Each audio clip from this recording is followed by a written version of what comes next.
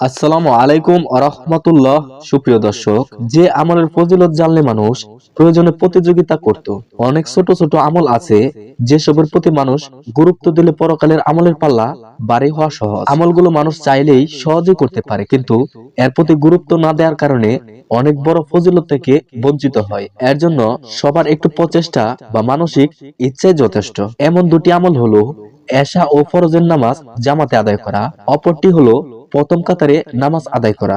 এই আমল দুটির ফজিলত এত বেশি যে কেউ এর ফজিলত জানলে আমল দুটি করার জন্য প্রতিযোগিতা করত বলে ধারণা করেছেন রাসূল সাল্লাল্লাহু আলাইহি ওয়াসাল্লাম। এই বিষয়ে হযরত জুবাই ইবনুল কাব রাদিয়াল্লাহু আনহু থেকে বর্ণিত, তিনি বলেছেন, একদিন রাসূল সাল্লাল্লাহু আলাইহি সাল্লাম আমাদের সঙ্গে ফজরের জামাত আদায় করলেন।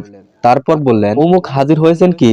সাহাবীগণ বললেন, না। রাসূল সাল্লাল্লাহু আলাইহি সাল্লাম বলেন, এই দুই ওয়াক্ত ফরজ ও এশা সালাতি মুনাফিকদের জন্য বেশি ভারী হয়ে থাকে। দুই ওয়াক্ত সালাত কি পরিমাণ সওয়াব রয়েছে, তাহলে হামাগুড়ি দিয়ে হলেও তোমরা অবশ্যই এতে শামিল হতে। রাসূল সাল্লাল্লাহু আলাইহি সাল্লাম আরো বলেন, জামাতের প্রথম কাতার ফেরেশতাদের কাতারের সমতুল্য।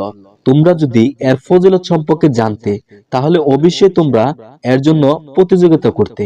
নিশ্চয়ই দুজনের জামাত একাকী নামাজ আদায়ের চেয়ে উত্তম, তিনজনের জামাত দুজনের জামাতের চেয়েও উত্তম। জামাতের লোক সংখ্যা যত বেশি হবে, মহান আল্লাহর কাছে তা ততই বেশি পছন্দনীয়। সুনানে আবু দাউদ হাদিস নং 554। প্রিয় দর্শক, আশা করি আমাদের ভিডিওটি ভালো লাগলে একটি লাইক করবেন, আর আমাদের চ্যানেলে নতুন হয়ে থাকলে অবশ্যই সাবস্ক্রাইব করে পাশে থাকা বেল আইকনে ক্লিক করুন।